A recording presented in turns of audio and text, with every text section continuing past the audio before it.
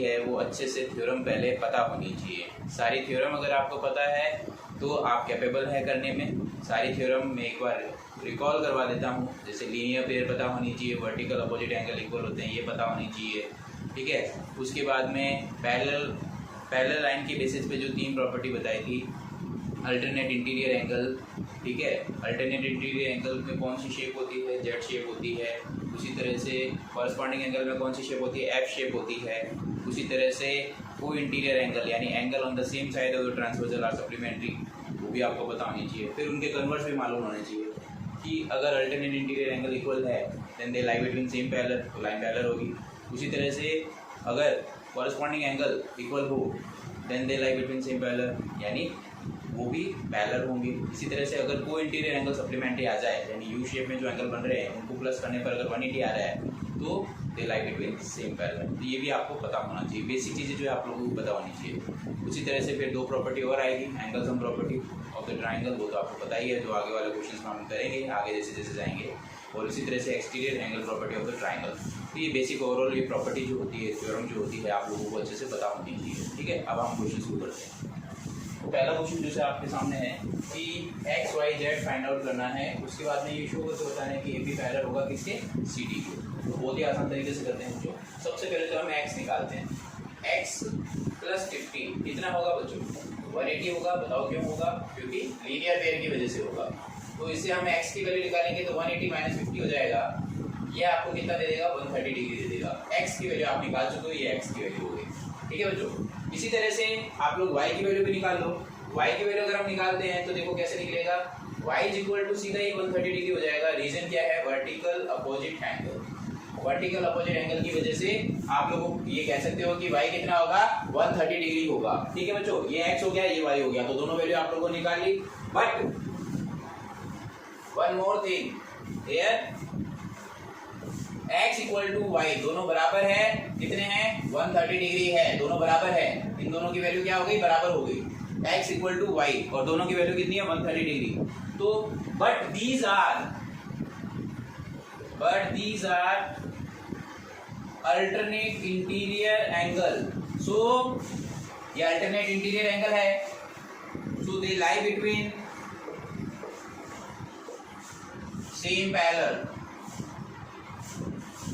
Same parallel में lie करेंगे तो आप कह सकते हैं, क्या कर सकते हैं कि भाई ए बी जो होगा पैरेलल होगा किसके, सी डी के। ये कौन सी थ्योरम है जिसके अंदर ये बोलता है कि अगर अल्टरनेट इंटीरियर एंगल हो तो दे लाई बिटवीन सेम पैरेलल। इसको हम बोलते हैं converse of alternate interior angle. इस थ्योरम के बेसिस पे कह सकते हैं हम, ठीक है। तो इस तरह से बच्चों आप फर्स्ट क्वेश्चन कर सकते हैं। तो एक बार वापस से इसको देखो, फिर हम सेकंड क्वेश्चन शुरू करते हैं।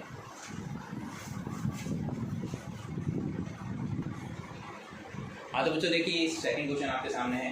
इस क्वेश्चन में आप लोगों को क्या करना है, ए बी पैरेलल है किसके, सी डी के, और सी डी पैरेलल किसके है, ई एफ के। तो सबसे पहले जो दिया हुआ है उसके बारे में बात करते हैं कि ए बी पैरेलल है किसके, सी डी के, एंड सी डी पैरेलल किसके है, ई एफ के।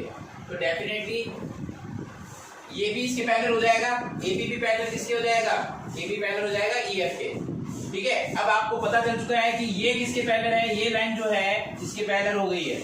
अगर ये पैरेलल है तो डेफिनेटली शेप कौन सी बन रही है, देखो ध्यान से जरा, ये शेप बन रही है जेड शेप। और जेड शेप जहां बनती है वहां आप अच्छे से जानते हैं कौन सी प्रॉपर्टी लगती है।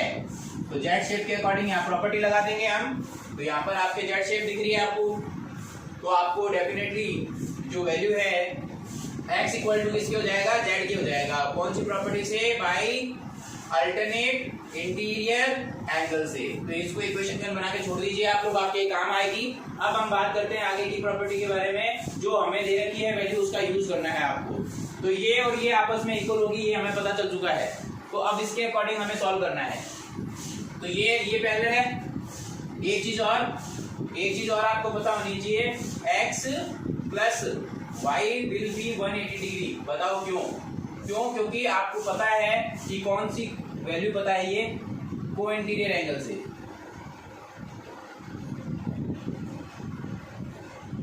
ये दोनों 180 होगा। अब इसको इक्वेशन सेकंड दे देते हैं। अब मैं सॉल्व करता हूं इसको। आपको दे रखा है ये रेशियोज में, y और z में दे रखा है कि रेशियोज में दे रखा है वाई और जेड, रेशियो दे रखा है वाई और जेड का, ठीक है। वाई जेड के अकॉर्डिंग हम सॉल्व करेंगे।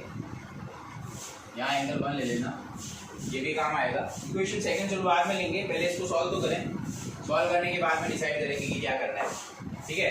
तो सबसे पहले तो देखो एंगल 1 इज इक्वल टू किसके है, एंगल 1 इज इक्वल टू किसके होगा, वाई के, वर्टिकल अपोजिट एंगल से, वर्टिकल अपोजिट एंगल से 1 जो होगा वो बिल्कुल इक्वल होगा वाई के। अब आप आराम से सॉल्व कर सकते हो। Now 1 plus Z equal to 180 degree को इंटीरियर एंगल,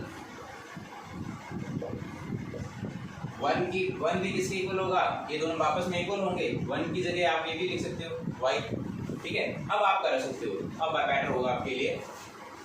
हाँ, तो आपको क्या दिया हुआ है, y रेशियो z कितना दिया हुआ है, 3:7 दिया हुआ है। तो लैट कर लो, y इज इक्वल टू क्या होगा, 3, कोई अलग वेरिएबल ले लेते हैं, चलो अलग वेरिएबल बोले तो 3p ले लेते हैं, कोई भी हमें तो वेरिएबल लेना होता है लैट करते तक, ठीक है। इसी तरह से हम इसकी वैल्यू निकाल लेंगे जेड की, तो जेड इज इक्वल टू क्या आएगा, 7p आ जाएगा। तो इस तरह से आप इसको सॉल्व करेंगे। सॉल्व करने का तरीका क्या रहेगा, देखो बच्चों 1 मिनट के लिए देखो, 1 मिनट के लिए देखिए इसको ध्यान से, 1 मिनट के लिए देखो इसको। हाँ तो बच्चों देखो इससे क्या होता है, y इज इक्वल टू आपके पास क्या आ गया 3p, यहाँ पर z इक्वल टू कितना आ गया 7p, इतना आ गया। तो अब इसकी जो वैल्यू है हम इसमें रख सकते हैं, क्योंकि आपको अच्छे से पता है कि दोनों इक्वल है, तो हम इसके अकॉर्डिंग इसको सॉल्व कर सकते हैं। तो सॉल्व करते हैं, 1 प्लस जेड इक्वल टू कितना है 180, तो 1 की जगह अपने क्या रख सकते हैं, 1 इक्वल टू वाई के, तो y प्लस जेड कितना हो जाएगा 180। इससे आप अपने सॉल्व कर सकते हो, ये वैल्यू जिसमें रख देते हैं। तो y की वैल्यू कितनी आएगी 3p, z की वैल्यू क्या आएगी 7p, ये कितना आएगा 180 डिग्री, तो ये tan p कितना आ जाएगा 180 डिग्री। इससे p की वैल्यू आपके पास आ जाएगी 180 अपॉन tan, 0 कैंसिल हो गया, तो p की वैल्यू कितनी आएगी 18। तो p 18 आ चुका है। तो हमने क्या किया, सबसे पहला काम जो किया हमने क्या किया, इस p की वैल्यू निकाल दी। तो p की वैल्यू निकाल के आप y और z की वैल्यू निकाल सकते हो। तो y z की वैल्यू निकाल देते हैं, फिर हमें x की निकालनी है लास्ट में। तो इसको सॉल्व करते हैं by equation star and double star. y की वैल्यू कितनी आ जाएगी 3p, p की वैल्यू कितनी निकाली है 18, 54 डिग्री आ जाएगी बच्चों। इसी तरह से आप लोग z की वैल्यू निकालोगे, z equal to 7 into p कर लोगे, ठीक है। तो इसको सॉल्व करोगे तो 126 डिग्री आ जाएगा। तो y z बच्चों आप लोग निकाल चुके हो, y निकल चुका है, z निकल चुका है। अब हमें क्या निकालना है x, तो डेफिनेटली x इक्वल टू किसके है z के, तो ये हमारा काम आ जाएगा। x किसके इक्वल है z के, अल्टरनेट इंटीरियर एंगल से। तो x इक्वल टू कितना आ जाएगा z के, z की वैल्यू कितनी निकाली 126 डिग्री। तो बच्चों इस तरह से हम कर सकते हैं। इम्पोर्टेंट ये है कि आपको क्या दे रखा है, ये पैलर दे रखी थी, ये पैलर देखी थी, डेफिनेटली ये और ये पैलर हो जाती है। फिर हम देखते हैं कि यहाँ जेड से बनती है, तो इस इक्वेशन का यूज़ करना है। लास्ट में हमने यहाँ पर काम भी ले लिया इसका, ठीक है। फिर रिलेशन जो दे रखा है वाई और जेड में दे रखा है, तो हम क्या करेंगे यहाँ पर एक एंगल ऐड कर लेंगे 1। तो 1 प्लस जेड का सम भी कितना होगा 180 होगा वो इंटीरियर एंगल से। फिर 1 की जगह आप क्या रख सकते हो, यहाँ पर y भी रख सकते हो, तो y प्लस जेड 180 होगा। फिर जो रेशियोज दे रखे हैं उनका रिलेशन लिया, तो y रेशियो जेड 3:7 दे रखा था, तो इससे y की वैल्यू कितनी आई 3p, z की वैल्यू कितनी आई 7p। तो इनका सम करने पर कितना आना चाहिए 180, तो वैल्यू रखनी है यहाँ पर। तो p की वैल्यू 18 आई, अब इंडिविजुअली इनमें वैल्यू रख देते हैं, तो हमारे पास y और z की वैल्यू आ जाएगी। बट z जो है ऑलरेडी किसके इक्वल है x के, तो z equal to x alternate interior angle से ये कितना हो जाएगा 126 डिग्री। इस क्वेश्चन को वापस करिए बच्चों, ठीक है। जब तक फिर हम करते हैं क्वेश्चन नंबर 3 करते हैं, देखिए इसको। हाँ तो बच्चों देखिए क्वेश्चन नंबर 3 में एंट्री करते हैं। क्वेश्चन नंबर 3 क्या है, क्वेश्चन नंबर 3 कह रहा है कि भाई AB पैरेलल है इसके CD के, AB और CD पैरेलल है। अगर AB और CD पैरेलल हो तो डेफिनेटली हम क्या कर सकते हैं कि एंगल 1 इज इक्वल टू किसके हो जाएगा, एंगल GED के। कौन सी प्रॉपर्टी से, अल्टरनेट इंटीरियर एंगल प्रॉपर्टी से। तो एंगल 1 की वैल्यू कितनी आ जाएगी बच्चों 126 डिग्री आ जाएगी। ये आपका फर्स्ट क्वेश्चन हो चुका है। चुका है, यानी कि आप निकाल चुके हो AGE की वैल्यू 126 डिग्री, या आंसर हो। ठीक है बच्चों, अब हम बात करते हैं, हमें वैल्यू निकालनी है। तो देखो ये 5, हमें जैसे मान लो कि 2 की वैल्यू निकालनी है, तो सबसे पहले तो हमें ये पता होना चाहिए कि भाई एंगल 5 कितना होगा। एंगल 5 जो है वो 90 डिग्री हो जाएगा, सीधा ही हमें पता है। क्यों? क्योंकि EF जो है परपेंडिकुलर है किसके ऊपर, EF परपेंडिकुलर नाम देखो दिया हुआ था CD पर, परपेंडिकुलर होने की वजह से सीधा 90 हो जाएगा, क्योंकि सारे एंगल 90 डिग्री के हो गए। अब आप प्रॉपर्टी लगाएंगे, ये ट्राइंगल दिया हुआ, ध्यान से देखो कौन सी प्रॉपर्टी लगेगी। ये पता है, ये पता है, ये एक्सटीरियर एंगल प्रॉपर्टी से हम कर लेंगे। हमें पता है कि इंटीरियर एंगल का सम उसके अपोजिट एक्सटीरियर एंगल के इक्वल होता है। इन दोनों का सम किसके इक्वल होगा, इसके।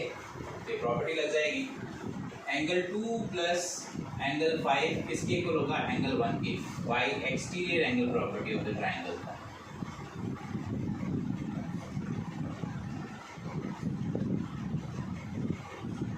तो वैल्यू रख देंगे 2 प्लस 5, 2 पता नहीं, 5 90, एंगल 1 अभी निकाला था 126, तो एंगल 2 कितना आ जाएगा, 126 में से कितने कम कर देंगे, 90 कम कर देंगे, तो एंगल 2 की वैल्यू निकल जाएगी। ठीक है, 36 डिग्री। तो बच्चों इस तरह से आप एंगल 2 निकाल सकते हो। एंगल 2 का नाम क्या है, एंगल GEF की वैल्यू कितनी आ गई बच्चों आपके पास, 36 डिग्री आ गई। ये 36 डिग्री आ गई, आपका आंसर आ गया। अब हम बात करते हैं थर्ड की। थर्ड निकालना है, तो थर्ड में देखो बच्चों हमें क्या करना है, देखो ध्यान से समझो इसको। थर्ड में आपको एंगल 3 निकालना है, तो एंगल 3 तो सीधे एलजी से निकाल दो, हो गया क्वेश्चन। 1 + 3 इसके इक्वल होगा 180 डिग्री होगा एलजी से। एंगल 1 है कितना, 126 डिग्री, एंगल 3 निकल जाएगा, 180 से कम कर लो, तो एंगल 3 = 180 - 126, एंगल 3 = 4, यहाँ पर आ गया 17 में से जाएगा तो 554 डिग्री आ जाएगा। सो एंगल FGE कितना आ जाएगा बच्चों, 54 डिग्री आ जाएगा। तो इस तरह से बच्चों आप ये क्वेश्चन सॉल्व कर सकते हैं। ठीक है, अब हम करते हैं क्वेश्चन नंबर 4। जब तक आप इसको एक बार वापस करके देखिए, फिर क्वेश्चन नंबर 4 करते हैं। हाँ तो बच्चों देखिए क्वेश्चन नंबर 4 में क्या है। क्वेश्चन नंबर 4 में आपको दे रखा है PQ पैरेलल है ST के, ये और ये पैरेलल आपस में, और PQR एंगल दे रखा है ये 110।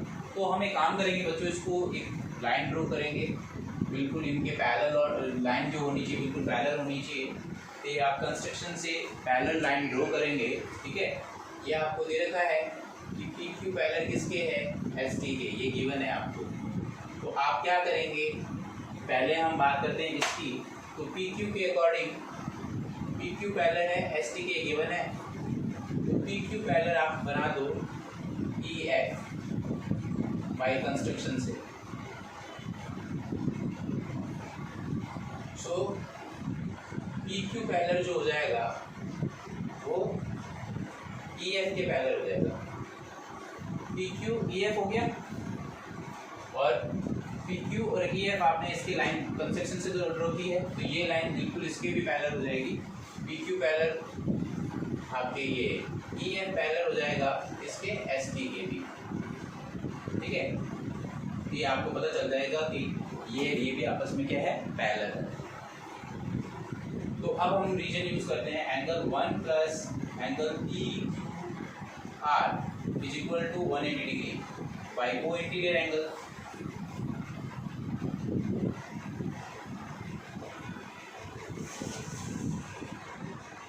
को इंटीरियर एंगल से वैल्यू निकाल देते हैं। एंगल 1 प्लस इसकी वैल्यू कितनी है, 110, ये 180 डिग्री है।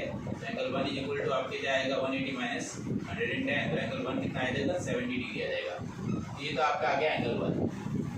ठीक है बच्चों, अब आप ध्यान से देखिए, ये PQR और PRQ ये एंगल अल्टरनेट इंटीरियर एंगल से देखिए, इसकी वैल्यू क्या आएगी, बराबर ही आएगी, दोनों बराबर ही होंगे, तो उसके थ्रू हम सॉल्व कर सकते हैं। अब देखिए एंगल A जो होगा वो इक्वल होगा एंगल PQR के। प्रॉपर्टी है अल्टरनेट इंटीरियर एंगल से। तो एंगल ए कितना आ जाएगा, ये 110 के इक्वल आ जाएगा। ये मैंने बनाया हुआ है, जेड शेप नज़र आ रही होगी आपको, ठीक है। जिसकी ज़रूरत पड़ेगी उसके अकॉर्डिंग हम यूज़ कर लेंगे।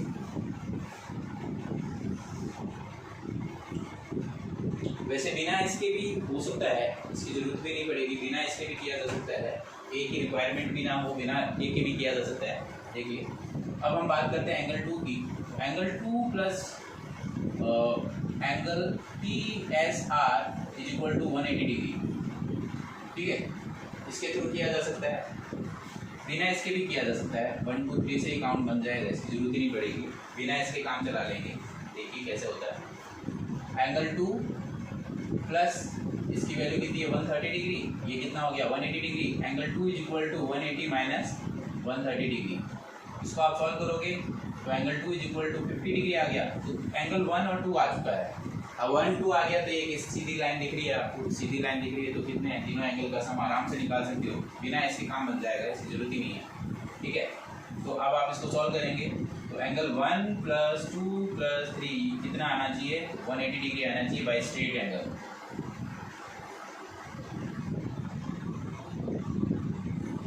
ये प्रॉपर्टी लगानी, इससे क्या हो जाएगा, एंगल 1 कितना है, एंगल 1 हमने निकाला था 70 डिग्री, एंगल 2 कितना है 50 डिग्री, एंगल 3 हमें निकालना है तो 120 डिग्री माइनस कर देंगे एंगल 3। तो angle 3 is equal to 180 minus 120 degree, minus करोगे तो एंगल 3 निकल जाएगा, फिर माइनस करोगे तो आपके कितना आएगा 60 डिग्री आ जाएगा बच्चों, ठीक है। तो 70 इसका 50 इसका, तो ये आपके आंसर आ जाएगा, बिल्कुल करेक्ट है। So angle QRS will be 60 degree, this will be your answer, ठीक है बच्चों। तो ये 1 2 3 से डायरेक्ट कर लेना, ए वाले की जरूरत नहीं पड़ेगी, बिना उसके काम चल जाएगा, ठीक है। तो पहले 1 निकाल दो, फिर 2 निकाल दो, फिर इन तीनों का सम करने पर ये सीधा डायरेक्ट निकल जाएगा। इससे आप प्रैक्टिस कर लीजिए, आपका तैयार हो जाएगा क्वेश्चन। अब हम करते हैं नेक्स्ट क्वेश्चन, जब तक आप इस क्वेश्चन को देखिए।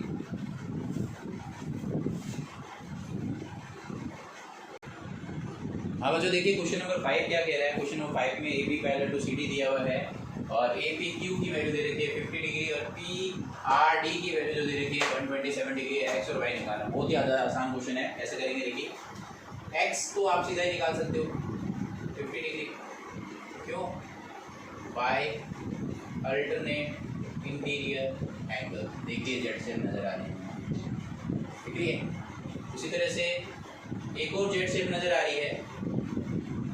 आपको ये पता ही है कि AB पैरेलल CD है, पैरेलल होने के बाद में ही लगा सकते हैं, नहीं तो नहीं लगा सकते, ध्यान। इसी तरह से आप लोग ये भी लिख सकते हो कि एंगल APR किसके इक्वल होगा, एंगल PRD के इक्वल होगा।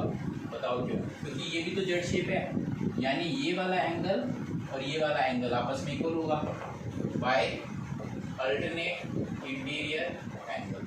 लेकिन APR एक्चुअल में APR दो एंगल से मिलकर बना है, y प्लस 50, तो y प्लस 50 है इसकी वैल्यू और इसकी वैल्यू है 127 डिग्री। इससे y निकालोगे तो 127 डिग्री माइनस 50 करना पड़ेगा, तो y की वैल्यू जो है आपके 57 डिग्री आ जाएगी बच्चों,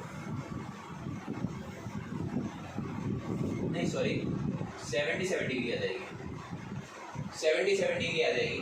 तो ये वैल्यू हो जाएगी बच्चों, तो x की वैल्यू तो 50 डिग्री आ जाएगी और y की वैल्यू 77 डिग्री आ जाएगी। Got it. इसी तरह से हम एक लास्ट क्वेश्चन है इसका, वो क्वेश्चन नंबर 6 करेंगे, जब तक आप इसको देखिए अच्छे से। हाँ बच्चों देखिए क्वेश्चन नंबर 6, ये थोड़ा अलग टाइप का क्वेश्चन है। इसमें क्या है कि आपको दो मिरर दे रखे हैं, PQ पैरेलल है किसके, RS के। ये दिया हुआ है कि दो मिरर क्या है, पैरेलल है। और ये चीज़ मैंने की है, ये था नहीं इसमें, आपको केवल ये एंगल देखिए कि यहाँ गया, यहाँ से टकरा के वापस यहाँ, फिर यहाँ, ये इस तरह से एक डायग्राम दिया हुआ है, ठीक है। आप बुक में देख सकते हैं अपना डायग्राम जो भी दे रखा है आपको, तो उस डायग्राम के बेसिस पे हमें क्वेश्चन करना है। तो क्वेश्चन कह रहा है, क्वेश्चन पढ़ देता हूँ एक बार। क्वेश्चन कह रहा है कि भाई इसका नाम भी है, इसका यहाँ पर A दे रखा है और यहाँ पर दे रखा है T दे रखा है। क्वेश्चन में जो लिखा है वो पढ़ देता हूँ। क्वेश्चन कह रहा है कि भाई in figure P Q and R S are two mirror parallel to each other and incident ray AB strikes the mirror PQ and B at B and reflected ray move along the path BC and strike the mirror RC at C and again reflect back again CD along CD. then prove करना है हमें कि एक भी parallel होगा किसके CD के, इसको पैरेलल प्रूव करना है, ठीक है। तो इसको प्रूव करने के लिए हम क्या करेंगे, कंस्ट्रक्ट करेंगे normal B N perpendicular, normal को ही परपेंडिकुलर बोलते हैं, बी एन परपेंडिकुलर किस पे लेंगे पी क्यू पे और एम सी परपेंडिकुलर किस पे लेंगे आर एस पे, तो इन परपेंडिकुलर को ही नॉर्मल बोलते हैं। इसका मतलब क्या, अगर ये परपेंडिकुलर होंगे दोनों तो दोनों आपस में पैरेलल पे होंगे तो ये साथ में ही लिख दिया। बच्चों आप देखिए इस क्वेश्चन को कैसे करेंगे। सबसे पहला काम जो है आपको, ये जो मैं बता रहा हूँ वो इम्पोर्टेंट चीज़ है, ये आपको ध्यान रखना पड़ेगा। एक रूल होता है law of reflection. Law of reflection कहता है, क्या कहता है कि 1 = 2, इसी तरह से 3 = 4। लॉ ऑफ रिफ्लेक्शन के अकॉर्डिंग ये रूल है, लॉ ऑफ रिफ्लेक्शन। यानी नॉर्मल जो होता है उसको परपेंडिकुलर बाइसेक्ट करता है एंगल का, ये जो एंगल बनता है उसका परपेंडिकुलर बाइसेक्ट होता है, लॉ ऑफ रिफ्लेक्शन। इस रिफ्लेक्शन में जो एंगल बन रहा है उसका हाफ हो जाए, ठीक है। तो लॉ ऑफ रिफ्लेक्शन से तो 1 = 2, 3 = 4, गॉट इट। अब आगे देखिए जो मैं बता रहा हूँ, आपको अच्छे से पता है कि बी एन परपेंडिकुलर, ये दोनों परपेंडिकुलर थे तो दोनों आपस में पैरेलल भी है, तो बी एन और एम सी पैरेलल है। अगर ये पैरेलल है तो डेफिनेटली 2 = किसके आ जाएगा 3 के, सो 2 = 3 के। बताओ क्यों, बाय अल्टरनेट इंटीरियर एंगल। ये तो ये इसके हो गया, लेकिन हमें चाहिए क्या, हमें तो दोनों तरफ ये पूरा एंगल इसके इक्वल प्रूव करना है। तो मैं एक काम कर रहा हूँ बच्चों, जो हम यहाँ पर कर सकते हैं वो हम करते हैं।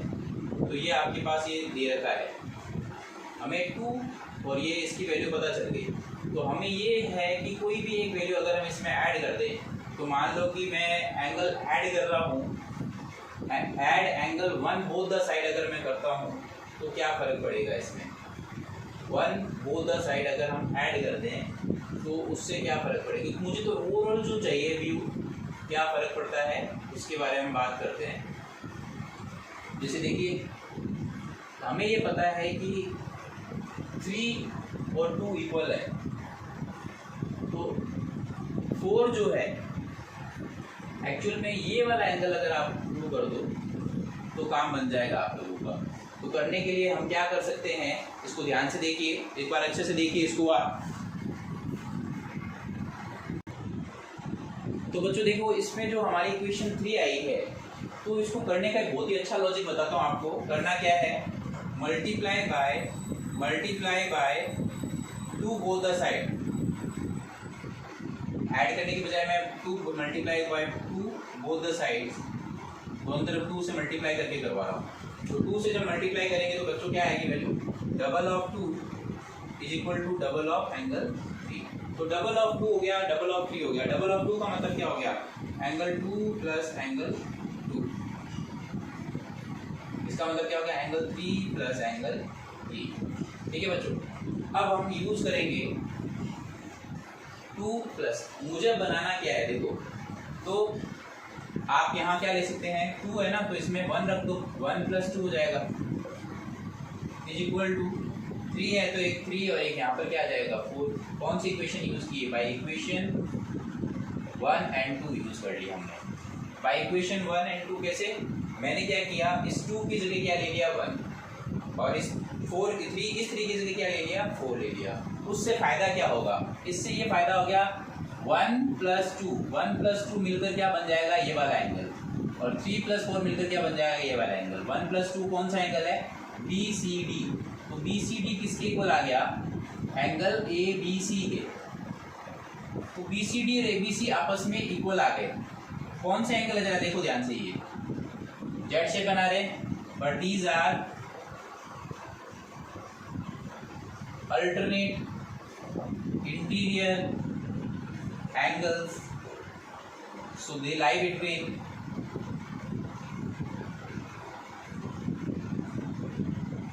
same parallel.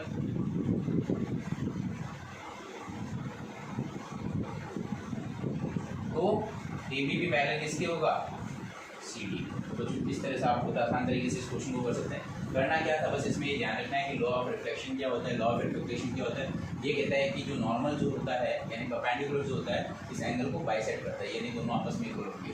तो हमने क्या किया, इसकी इक्वेशन बनाई, बट आपको पता है कि परपेंडिकुलर होने की वजह से दोनों 90 तो दोनों आपस में पैरेलल होंगे, तो 3 and 4 2 and 3 आपस में इक्वल हो जाएंगे, ठीक है, अल्टरनेट इंटीरियर एंगल से। फिर हमने क्या करना है, दोनों तरफ 2 का मल्टीप्लाई करना है। 2 का मल्टीप्लाई इसलिए किया गया है ताकि ये पूरा कंप्लीट एंगल आपको दे दे। तो ये डबल ऑफ 2 को दो अलग अलग पार्ट में तो 2 + 2 3 + 3।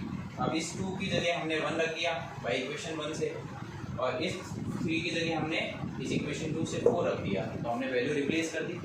तो इसका मतलब क्या हो गया, एंगल BCD किसके इक्वल हो गया, ABC के इक्वल हो गया। बट दीज कौन सी शेप बना रही है, जेड शेप बना रही है, but these are alternate interior angles so they lie between same parallel. तो बच्चों इस तरह से आप लोग अपनी 6.2 कंप्लीट कर सकते हो।